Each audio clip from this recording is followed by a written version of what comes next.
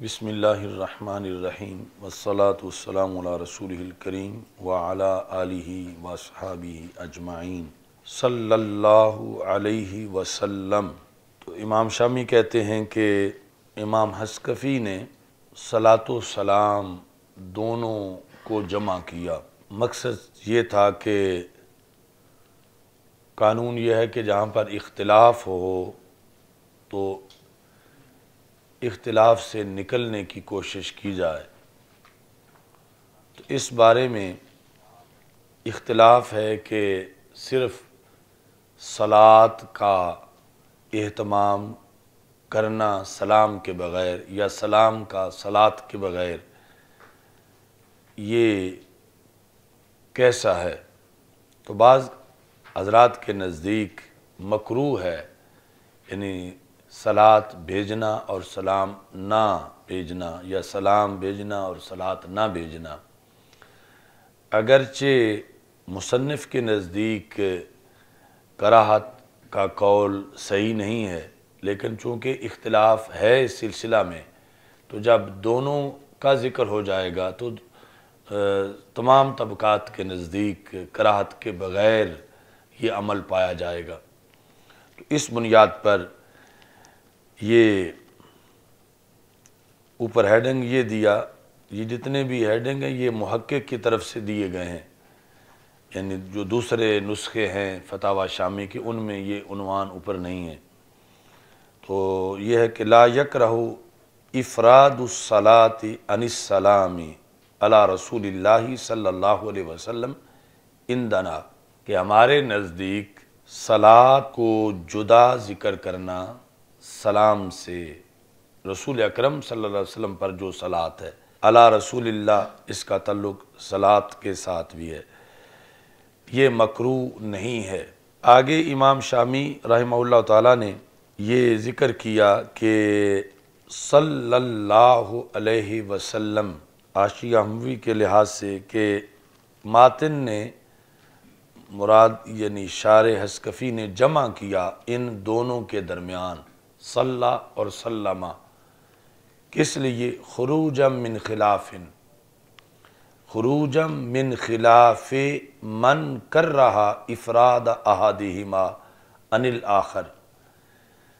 خروجا ہے مفعول لہو جمع کا، کیوں جمع کیا؟ نکلنے کے لیے جمع کیا۔ کہاں سے نکلنے کے لیے؟ اختلاف سے نکلنے کے لیے۔ اختلاف کس کا؟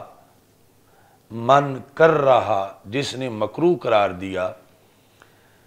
صلاۃ و سلام میں سے ایک کا علیحدہ ذکر کرنا دوسرے سے۔ کہتے ہیں وَإِنْ كَانَ عِنْدَنَا لَا يَكْرَهُ، اگرچہ ہمارے نزدیک تو مکروہ نہیں ہے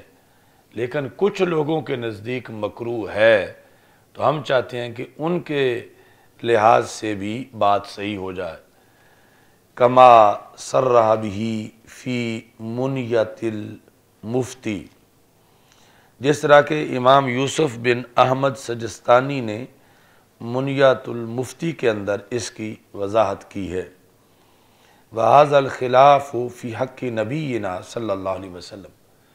اور یہ جو اختلاف ہے کہ صرف صلاۃ سلام کے جدا یا صرف سلام صلاۃ کے جدا مکروہ ہے یا مکروہ نہیں، یہ اختلاف صرف ہمارے آقا حضرت محمد مصطفیٰ صلی اللہ علیہ وسلم کی ذات گرامی کے لحاظ سے ہے، باقی انبیاء علیہ السلام کے لحاظ سے یہ اختلاف نہیں ہے۔ یعنی ایک تو یہ ہے کہ امام شامی نے کہا ہمارے ہاں نہیں ہے یہ اختلاف، یعنی مکروہ نہیں ہے، باقی جو اختلاف ہے وہ بھی صرف رسول پاک صلی اللہ علیہ وسلم کی ذات گرامی کے لحاظ سے ہے، باقی انبیاء علیہ السلام کے لحاظ سے یہ لوگ بھی جو یہاں افراد مکروہ سمجھتے ہیں وہاں افراد کو وہ بھی جائز سمجھتے ہیں۔ نبی اکرم صلی اللہ علیہ وسلم کی ذات گرامی کے لحاظ سے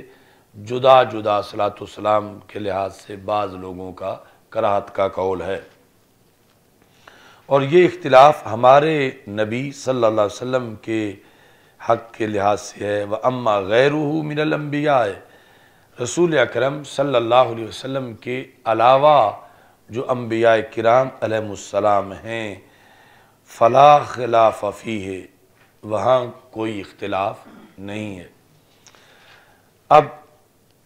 کہتے ہیں کہ اگر کوئی کہتا ہے کہ وہاں بھی اختلاف ہے تو پھر اس پر لازم ہے کہ وہ اس کی دلیل پیش کرے،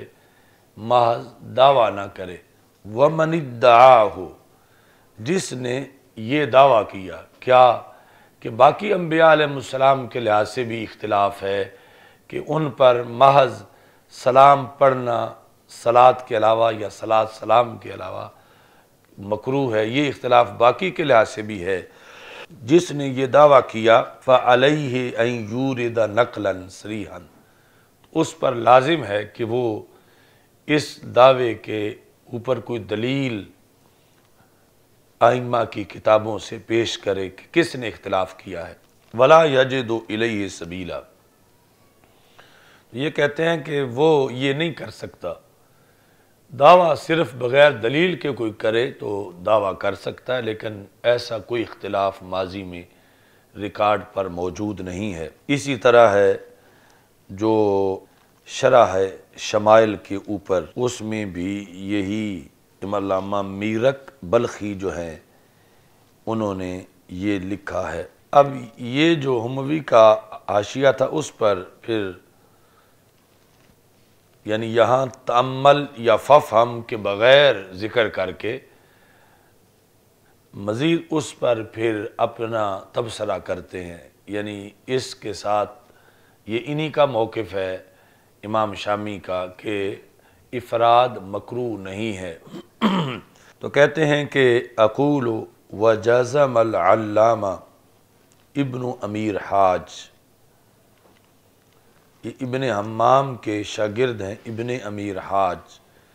انہوں نے بالجزم کہا ہے اپنی شرح میں۔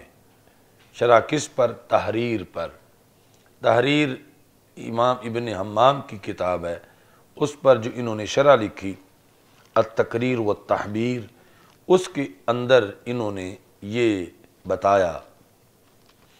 بعدم، یہ بعدم کا تعلق جازمہ کے ساتھ ہے کہ جزم اس بات پر کیا بعدم صحت القول بکراہت الافراد، کہ جو لوگ یہ کہتے ہیں کہ ایک ایک جدا ذکر کرنا مکروہ ہے، اس مکروہ ہونے کی عدم صحت پر انہوں نے جزم کیا ہے، یعنی مکروہ کا قول صحیح نہیں، علیحدہ علیحدہ بھی ذکر ہو تو مکروہ نہیں ہے، صرف ہے کہ پھر صرف صلاۃ کا ثواب ملے گا یا صرف سلام کا، لیکن کراہت اس کے ساتھ نہیں ہوگی۔ تو ابن امیر حاج جو ہیں انہوں نے بالجزم یہ کہا ہے کہ کراہت والا قول صحیح نہیں، اور اس کی عدم صحت پر انہوں نے وضاحت کی ہے۔ اس پر انہوں نے استدلال کیا ہے اپنی شرح میں،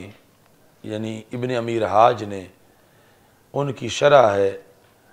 حلبۃ المجلی فی شرح منیت المصلی۔ منیت المصلی جو نماز کے لحاظ سے اہم کتاب ہے فقہ حنفی کی،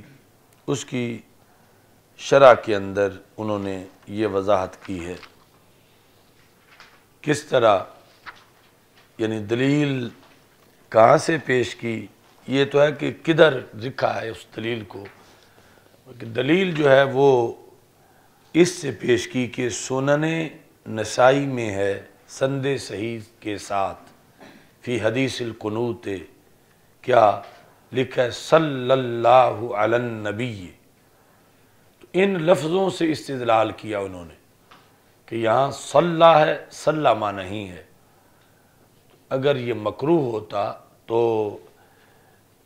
یوں حدیث میں نہ ہوتا، تو یہ ایک تو حدیث سے استدلال کیا، دوسرا آیت سے ما ان فی قولہ تعالی، اللہ کے فرمانے میں ہے وسلام علی المرسلین، تو یہاں سلام صرف ہے، ساتھ صلاۃ کا ذکر نہیں ہے۔ اور ایسے ہی وَسَلَامٌ عَلَىٰ عِبَادِهِ الَّذِينَ اصْطَفَىٰ إِلَىٰ غَيْرِ ذَلِكَ أُسْوَةً حَسَنَةً مَا ان کا یہ اسم ہے کہ اس دلیل کے ساتھ جو سنن نسائی میں ہے، یہ بھی دلیل ہے کہ ہمارے لیے ان آیات کے اندر اسوہ حسنہ ہے۔ اسم جو ہے وہ بعد میں جا کر ذکر کیا، اسوۃً حسنہ۔ پھر شارح کہتے ہیں کہ جن لوگوں نے یہ کراہت والے قول کو رد کیا ہے ان میں ملا علی قاری بھی ہیں۔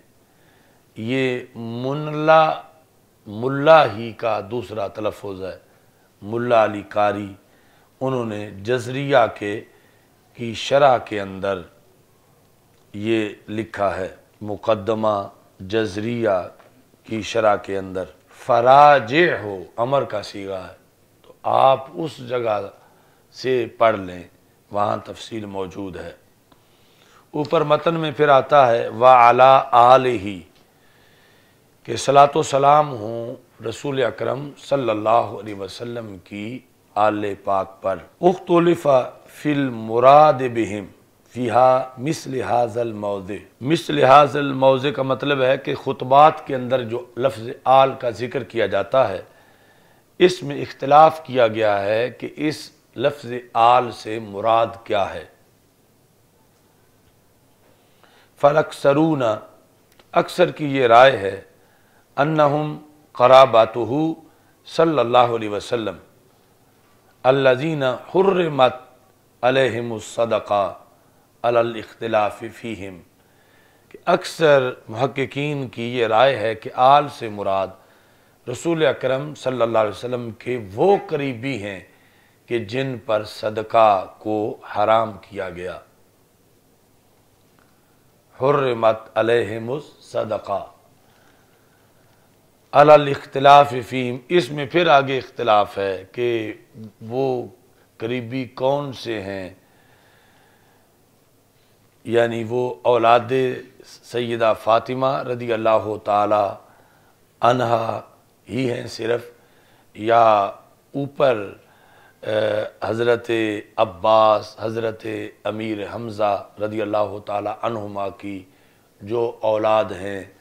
اور پھر حضرت مولا علی اور حضرت جعفر طیار رضی اللہ تعالی عنہم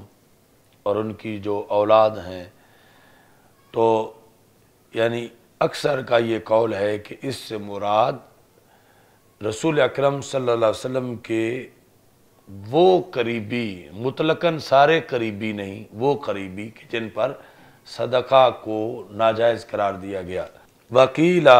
جمیع امت الاجابات، بعض نے کہا کہ آل سے مراد رسول پاک صلی اللہ علیہ وسلم کی ساری امت ہے، یعنی ساری یہ ہوگا کہ اصحاب کے بعد ساری امت، چونکہ اصحاب کا تو واضح لفظوں میں ذکر آ گیا۔ اچھا جی، تو امت کی دو قسمیں ہیں، ایک ہے امت دعوت اور دوسری ہے امت اجابت۔ امت دعوت جو ہے وہ ساری انسانیت ہے، یعنی رسول اکرم صلی اللہ علیہ وسلم کی امت دعوت میں یہودی، نصرانی، ہندو، سکھ سب شامل ہیں، یعنی جنہیں بھی دعوت ہے کہ وہ کلمہ پڑھیں، وہ سب امت دعوت ہے۔ تو ساری انسانیت کو دعوت ہے کہ وہ کلمہ پڑھیں سرکار دو عالم صلی اللہ علیہ وسلم کا۔ تو امت دعوت اور انسانیت ان میں نسبت مساوات کی ہے، لیکن امت اجابت وہ ہے کہ جنہوں نے اس دعوت کو قبول کیا اور مسلمان ہو گئے۔ تو عمومی طور پر عرف میں لفظ امت اجابت پر بولا جاتا ہے۔ امت مصطفیٰ صلی اللہ علیہ وسلم کی یہ شان ہے، امت مصطفیٰ کی یہ فضیلت ہے۔ تو اب اس امت سے مراد امت اجابت ہے کہ کلمہ گو مسلمان، اور امت دعوت پوری انسانیت کو کہا جاتا ہے۔ تو یہاں انہوں نے کہا کہ امت جمیع امت الاجابہ، کہ امت آل سے مراد رسول پاک صلی اللہ علیہ وسلم کی ساری امت، یعنی امت اجابت مراد سارے مسلمان کہ جنہوں نے نبی اکرم صلی اللہ علیہ وسلم کا صدق دل سے کلمہ پڑھا ہے۔ اب کہتے ہیں کہ وَإِلَيْهِ مَالَ مَالِكٌ، امام مالک رحمۃ اللہ علیہ نے اس طرف ہی میلان کیا ہے کہ امت سے مراد یعنی آل سے مراد ساری امت لی جائے۔ الیہ مال مالک واختارہ الازہری، اور ازہری نے اس کو اختیار کیا ہے۔ ازہری لغت کے امام ہوئے ہیں ابو منصور ازہری، ان کی کتاب تہذیب اللغہ بڑی اہم کتاب ہے لغت کی جو چھپی ہوئی ملتی ہے، تو انہوں نے وہاں لفظ آل کی وضاحت کرتے ہوئے یہ اختیار کیا ہے اس کو مختار۔ وَالنَّوَوِيُّ، امام نووی نے مسلم شریف کی شرح کے اندر المنہاج شرح صحیح مسلم بن حجاج، اس کے اندر یہ جو ہمارے ملک میں جو بڑے سائز کا چھاپا ہے صحیح مسلم کا، اس کے نیچے جو چھپی ہوئی ہے ساتھ امام نووی کی شرح، اس کے اندر وکیل غیر ذالک، اس کے علاوہ بھی قول موجود ہیں کہ آل سے مراد کیا ہے، جس طرح کہ شرح تحریر کے اندر ہے۔ وذکر الکوستانی النسانی مختار المحققین، امام کوہستانی نے ذکر کیا ہے کہ جو ثانی ہے یعنی امت سے مراد آل سے مراد ساری امت لینا، یہ محققین کا مختار ہے۔ کوہستانی یعنی جامع الرموز۔ اچھا جی، آگے وَعَلَىٰ آلِهِ وَصَحْبِهِ، تو کہتے ہیں کہ صحبہ جمع صاحب، صاحب کی جمع ہے، اور بعض نے کہا کہ صاحب کا اسم جمع ہے۔ صحابی کی تعریف شرح تحریر جو ابن امیر حاج کی ہے اس کے حوالے سے پیش کرتے ہیں۔ وَالصَّحَابِيُّ عِنْدَ الْمُحَدِّثِينَ وَبَعْضِ الْأُصُولِيِّينَ، محدثین سارے اور اصول فقہ کے ماہرین بعض،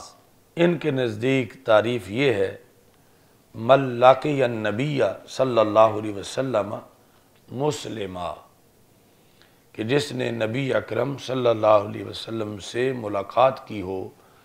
درحال کہ یہ ملاقات کرنے والا حالت اسلام میں ہے۔ ومات علی الاسلام، اور اسلام ہی پر وصال ہوا ہو، یعنی یہ شرط ہے کہ تا دم آخر وہ اس پہ قائم رہیں تو پھر صحابی ہیں۔ او قبل النبوت، اس کا تعلق جو ہے لقی النبی سے ہے، قبل النبوت، تو یہاں جو ہے وہ یعنی جو اصطلاح ہے فقہاء محدثین کو اس کے مطابق لفظ اعلان محذوف ہے، یعنی قبل اعلان النبوت، کہ نبوت کے اعلان سے پہلے ایک بندے نے رسول اکرم صلی اللہ علیہ وسلم کی زیارت کی۔ اچھا جی، اور ابھی سرکار دو عالم صلی اللہ علیہ وسلم نے اعلان نہیں کیا تھا کہ اس کا وصال بھی ہو گیا اس بندے کا، مگر اس دوران وہ بت پرستی سے باز رہے، حنیفیت پر قائم رہے، تو انہیں بھی صحابی کہا جائے گا، جس طرح کہ حضرت زید بن عمر بن نفیل، کہ یہ بت پرستی کے خلاف تھے اور رسول اکرم صلی اللہ علیہ وسلم کے اعلان نبوت سے پہلے ہی ان کا وصال ہو گیا، اور ان کو بھی صحابی کہا جائے گا کہ انہوں نے ایسی حالت میں کہ یہ بت پرستی کے خلاف تھے رسول پاک صلی اللہ علیہ وسلم کا دیدار کیا، اور اگرچہ اعلان نبوت نہیں تھا لیکن پھر بھی یعنی ان کا شرف صحبت جو ہے وہ تسلیم کیا جائے گا۔ او ارتد وعاد، یا ایک شخص نے کلمہ پڑھا تھا اور معاذ اللہ پھر مرتد ہو گیا، لیکن نبی اکرم صلی اللہ علیہ وسلم کی ظاہری حیات میں ہی پھر مسلمان ہو گیا، تو اسے بھی صحابی کہا جائے۔ اب جیسے یہاں فی حیات ہی میں مراد کیا ہے؟ ظاہری حیات، کیونکہ ویسے تو حیات النبی صلی اللہ علیہ وسلم کا عقیدہ اجماعی عقیدہ ہے، شیخ عبدالحق محدث دہلوی کے دور تک امت میں اس میں اختلاف ہوا ہی نہیں۔ تو پھر فی حیات ہی کا فائدہ تب ظاہر ہوگا جب ساتھ ظاہری کی قید لگائیں گے، ورنہ تو سرکار آج بھی حیات میں ہے، تو اگرچہ ظاہری کا لکھا ہوا نہیں ہے لیکن یہ خود بخود معہود ہے،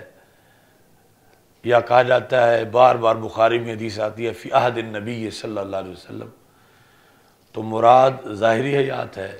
حالانکہ اب بھی عہد تو سرکار کی نبوت کا ہی ہے۔ تو جس طرح یہاں ظاہری کے ساتھ قید لگائی جاتی ہے، ایسے ہی یہ جن کتابوں میں قبل النبوہ یا بعد النبوہ کے لفظ آتے ہیں وہاں یہ قید ماخوذ ہوتی ہے۔ یقیناً یہ نہیں کہ یہ کسی کا موقف ہے کہ وہ ابھی نبی مان ہی نہیں رہا اور قبل النبوہ کا یہ قول ہے، یہ یعنی جہاں جہاں بھی ہے ان کی علیحدہ تصریحات موجود ہیں اپنی مصنفین کی، کہ وہ نبوت تو رسول پاک صلی اللہ علیہ وسلم کی تخلیق آدم علیہ السلام سے پہلے کی مانتے ہیں، لیکن یہ اصطلاح بھی ان کے ہاں پائی جاتی ہے قبل النبوہ اور بعد النبوہ۔ تو مطلب یہ ہے کہ یہ ایک طے شدہ بات ہے کہ یہاں لفظ اعلان محذوف مانا جائے گا، جس طرح کہ یہ دوسری جگہ حیات کے ساتھ ظاہری کا لفظ مانا جاتا ہے۔ تو جو بندہ معاذ اللہ مرتد ہوا کلمہ پڑھنے کے بعد، لیکن وَعَادَ فِي حَيَاتِهِ رسول اکرم صلی اللہ علیہ وسلم کی ظاہری حیات میں ہی لوٹ آیا، بعد میں اگر لوٹا تو پھر صحابی ہونا اس کا شرف فوت ہو گیا۔ اگر سرکار کے وصال کے بعد پھر مسلمان ہوا، وصال رسول علیہ السلام سے پہلے پہلے اس حیات میں واپس لوٹ آیا تو پھر صحابی ہونے کا شرف واپس لوٹ آیا۔ اچھا جی، وَعِنْدَ جمہور الاصولیین، بعض اصولی تو محدثین کے ساتھ ہی ہیں، لیکن جو جمہور اصولی ہیں، مطلقاً اصولی کہا جائے تو اصول فقہ کے ماہرین پر بولا جاتا، حالانکہ ویسے اصول تفسیر بھی ہے، اصول حدیث بھی ہے، لیکن جتنا اس امت کے اندر تفصیل سے اصول فقہ، اتنا اور کوئی اصول نہیں ہے جتنی اصول فقہ کی کتابیں ہیں، اور یہ بھی اس امت کے امتیازات میں سے ہے۔ یعنی پہلی امتیں یہود و نصارہ، ان کے ہاں نہ اصول حدیث ہے، نہ اصول فقہ ہے، نہ اصول تفسیر ہے، یعنی یہ ضرورت تو تب پیش آتی کہ اصل کتاب تو محفوظ رہتی، تو پھر یہ ہے کہ کتاب کے ساتھ اپنے رسول صلی اللہ علیہ وسلم کے خطابات بھی محفوظ کرتے، پھر ان کی سند ہوتی، پھر اس سے استدلال ہوتا۔ تو یہ شان صرف اس امت کی ہے کہ جس کو رب ذوالجلال نے سند کا شرف بھی دیا اور استدلال کا شرف بھی دیا، اور یہ اس امت کی زرخیزی ہے کہ انہوں نے اپنے ذہن سے اصول حدیث بھی بنائے، اصول فقہ بھی بنائے۔ یعنی یہود و نصارہ کی فقہ نام کی کوئی چیز ہے ہی نہیں، حالانکہ کتاب تو انہیں بھی رب نے دی، کتابیں ملی، مگر جو لفظ ہی نہ سنبھال سکے آگے استدلال کا موقع کہاں آتا۔ تو یہ اس امت کی شان ہے، بالخصوص اصول فقہ جو تفصیل سے ہے سب سے زیادہ۔ وَعِنْدَ جمہور الاصولیین، ان کے نزدیک صحابی کون ہیں؟ من طالت صحبتہ، جس کی صحبت لمبی ہوئی، یعنی صرف ایک بار حالت ایمان میں آ کے نہیں دیکھا، من طالت صحبتہ متبعا لہ، صحبت لمبی ہوئی اور اس میں رسول پاک صلی اللہ علیہ وسلم کی اتباع بھی کی۔ مدتن، اتنی مدت تک، یثبت ما اطلاق و صاحب فلان عرفن، کہ عرف میں جتنی مدت درکار ہوتی ہے کسی کو کسی کا صاحب کہنے کے لحاظ سے، یعنی عرف میں کسی کو کسی کا دوست کہنے کے لیے یہ نہیں کہ صرف ایک بار آ کے ملا ہو تو کہا جائے یہ فلاں کا دوست ہے، بلکہ اس کے لیے ایک لمبا زمانہ درکار ہے، وہ اپنے اپنے عرف کے لحاظ سے اتنا زمانہ ملا ہو حالت ایمان میں، تو پھر اس کو اصولیین صحابی مانتے ہیں، صرف ایک بار کی ملاقات سے صحابی نہیں مانتے۔ اچھا جی، بلا تحدید فی الاصح ہے، اصح مذہب میں اس کی کوئی تحدید نہیں ہے، تحدید کے تعیین کے 2 سال رہا ہو 4 سال رہا ہو، مدت طویل کی کوئی تعیین نہیں ہے، عرفی طور پر جتنے میں کسی کو کسی کا صاحب کہا جا سکتا ہے اس کے مطابق اس کو صحبت ملی ہو تو پھر اس کو اصولیین صحابی کہتے ہیں۔ لیکن امت میں رائج جو ہے وہ تعریف محدثین والی ہے کہ جس نے حالت ایمان میں ایک گھڑی بھی رسول پاک صلی اللہ علیہ وسلم کو دیکھا اور اسی پر ہی اس کا وصال ہوا حالت ایمان میں ہی، تو وہ صحابی ہیں۔ اب یہ جو ارتداد والی صورت ہے یہ اہم بحث بھی اسی جگہ ہے۔ ظاہرہ ان من ارتد، ظاہر یہ ہے پچھلی بحث کا کہ جو بندہ معاذ اللہ مرتد ہوا، یعنی صحابی ہو کے ثم اسلم، پھر اسلام لے آیا، تو ظاہر کیا ہے، تعود صحبتہ، اس کی شرف صحبت لوٹ آئے گی، یعنی پھر اسے صحابی کہہ سکتے ہیں، اگرچہ ارتداد جیسی خوفناک حالت طاری ہوئی لیکن نبی اکرم صلی اللہ علیہ وسلم کی حیات ظاہری میں ہی واپسی ہو گئی تو اس کو صحابی کہہ سکتے ہیں۔ وَإِن لَّمْ يَلْقَهُ بَعْدَ الْإِسْلَامِ، اگرچہ سرکار سے پھر ملاقات نہیں ہوئی، یہ باریک بات ہے۔ ایک تو یہ نا کہ دوبارہ مسلمان ہوئے ہیں اور دوبارہ ملاقات ہوئی تو اس کو سمجھنا آسان ہے، لیکن یہ جس کو صحابی کہا جا رہا ہے کہ ملاقات ہوئی، کلمہ پڑھا اور پھر معاذ اللہ ارتداد آیا، ارتداد کے بعد پھر مسلمان ہو گئے اور ابھی رسول پاک صلی اللہ علیہ وسلم کی ظاہری حیات کا زمانہ تھا، اگرچہ دوبارہ ملاقات نہیں ہوئی لیکن زمانہ سرکار کا تھا ظاہری حیات کا، تو اس کا شرف صحبت لوٹ آئے گا، اسے صحابی ہی کہیں گے۔ اچھا جی، کہتے ہیں وَهَذَا ظَاهِرٌ عَلَى مذہب شافعی، امام شافعی کے مذہب پر تو یہ ظاہر ہے، واضح ہے، کیوں کہ ان کے نزدیک مرتد بندہ جو ہے اس کا عمل ضائع نہیں ہوتا، کب تک؟ جب تک کہ ارتداد میں ہی مر نہ جائے، ارتداد میں ہی مر نہ جائے، یعنی اس کا عمل معلق ہے امام شافعی رحمۃ اللہ علیہ کے نزدیک کہ یہ واپس آ جائے تو وہ عمل ہرا بھرا ہو جائے گا۔ من یہ بیان ہے ظاہر مذہب کا، من ان المرتد لا يحبط عمله ما لم يمت علی الردہ،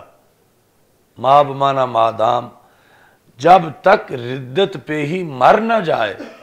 اس وقت تک اس کا عمل ضائع نہیں ہوگا۔ لیکن یہ ہمارا جو مذہب ہے احناف کا وہ اس میں مختلف ہے اور زیادہ اہم ہے کہ ہمارے نزدیک معاذ اللہ جوں ہی مرتد ہوتا گیا تو صرف ارتداد سے ہی عمل ضائع ہو جائیں گے، آگے اس کے انتظار ہی نہیں کیا جائے گا کہ واپس آتا ہے کہ نہیں آتا، یعنی مر جاتا ہے ارتداد میں یا ارتداد میں نہیں مرتا بلکہ 10 سال مرتد رہ کے پھر مسلمان ہو جاتا ہے۔ اما عندنا، جہاں تک احناف کا مذہب ہے، فَبِمُجَرَّدِ الرِّدَّةِ، صرف ردت کے ساتھ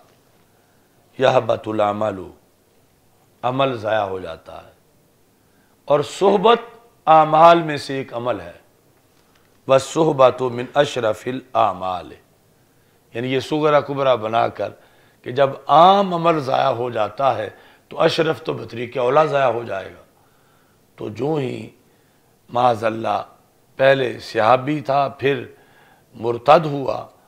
تو ارتداد کے ساتھ ہی شرف صحبت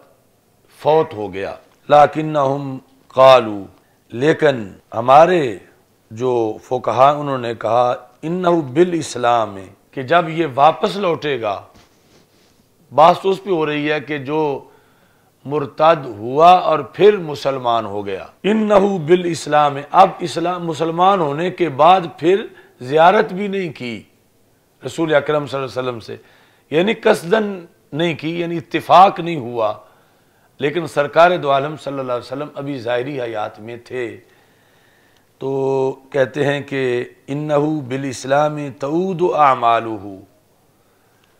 مجردتاً عن الثواب، کہ جب کلمہ پڑھ لے گا دوبارہ عمل لوٹ آئیں گے مگر ثواب کے بغیر۔ ثواب ردت کی وجہ سے ختم ہو گیا ہے، عمل ثواب سے خالی ہو کر کلمے سے عمل لوٹ آئیں گے، مگر ردت کا جو حملہ تھا اس کی وجہ سے ثواب واپس نہیں آئے گا۔ اب اس کی دلیل کے عمل لوٹ آئیں گے وہ یہ ہے وَلِذَا لَا يَجِبُ عَلَيْهِ قَضَاؤُهَا، کہ اس پر اعمال کی قضا لازم نہیں ہے، جو کہ عمل آ گئے ہیں واپس، قضا لازم نہیں ہے۔ سوا عبادت باقیہ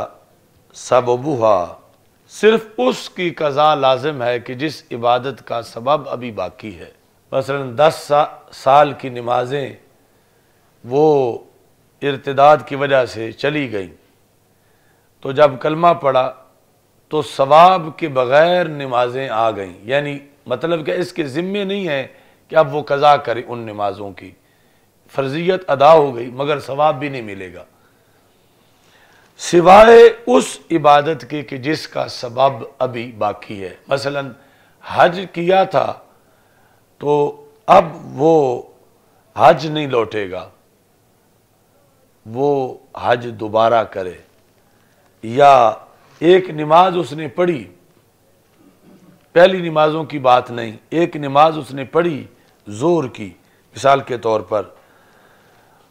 تو اس کے بعد مرتد ہوا اور ابھی ظہر کا ٹائم باقی تھا کہ پھر واپس مسلمان ہو گیا، اب یہ ظہر اس کو پڑھنی پڑے گی کہ اس کا سبب ابھی باقی ہے،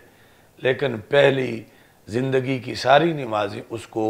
قضا نہیں کرنی پڑیں گی۔ یہ دلیلیں ہیں اس کی کہ عمل واپس آ جائے گا ثواب کے بغیر۔ وَعَلَى هَذَا فَقَدْ يُقَالُ تَعُودُ صُحْبَتُهُ، کہ جب دوبارہ مسلمان ہو گیا تو صحبت لوٹ آئے گی، مجردتاً عن الثواب، لیکن ثواب نہیں ملے گا صحبت کا، صحبت لوٹ آئے گی۔ فَقَدْ يُقَالُ إِنْ أَسْلَمَ فِي حَيَاتِ النَّبِيِّ، اور بعض لوگوں نے یہ کہا کہ اگر وہ رسول پاک صلی اللہ علیہ وسلم کی ظاہری حیات میں اسلام لے آیا تو جب تک ملاقات نہیں کرے گا صحبت نہیں لوٹے گی۔ لا تعود صحبتہ ما لم یلقہ، جب تک کہ رسول پاک صلی اللہ علیہ وسلم سے ملاقات نہ کر لے صحبت واپس نہیں لوٹے گی۔ لے بقاء ثوابہا، اس کو انہوں نے اس حج والے مسئلے پر اور اس نماز پر کہ جس کے وقت کے اندر ہی وہ مسلمان ہو گیا اس پر قیاس کیا، لیکن انہوں نے فتعمل کہہ کر یہ اشارہ کر دیا کہ اس سے زیادہ راجح احناف کا وہ پہلا مذہب ہے کہ شرف صحبت لوٹ آئے گا، اگرچہ اس کا نہ ملنا، اگر اس کا نہ ملنا ارادی طور پر نہ ہو، کہ جان بوجھ کے اب نہیں ملنا چاہتا، موقع بنا ہے، ایک تو یعنی بائی چانس نہیں مل سکا، لیکن کلمہ صحیح پڑھ لیا ہے، بائی چانس نہیں مل سکا، رسول اکرم صلی اللہ علیہ وسلم کی ظاہری حیات باقی ہے تو اسے صحابی ہی سمجھنا چاہیے۔ لیکن اگر ارادی طور پر نہیں ملا یا جی دوسرا جو مذہب ہے اس کے لحاظ سے کہ اس میں یہ ہوگا کہ ملے تو پھر شرف صحبت اس کا برقرار ہوگا، تو عام کتابوں میں اتنی باریک بحث نہیں ہوتی، وہ مطلقاً کہ جس نے حالت ایمان میں سرکار دو عالم صلی اللہ علیہ وسلم کی زیارت کی اور اس پر ہی برقرار رہے تو وصال ہوا، تو یہ صحابیت ہے۔ لیکن یہ جو گہری بحث ہے وہ اس مقام کے اندر ہے، اور اس میں راجے ہے کہ جب واپس لوٹ آئے اور اگرچہ ملاقات نہیں ہوئی اور ادھر وفات ہو گئی خود اس بندے کی، سرکار صلی اللہ علیہ وسلم ابھی زندہ ہیں تو اسے صحابی ہی سمجھا جائے گا، چونکہ اس عہد میں کوئی ایسا نہیں ہو سکتا کہ جو کلمہ پڑھ بھی لے اور صحابی بھی نہ ہو اور رسول پاک صلی اللہ علیہ وسلم زندہ ہوں ظاہری حیات میں، اس بنیاد پر اسے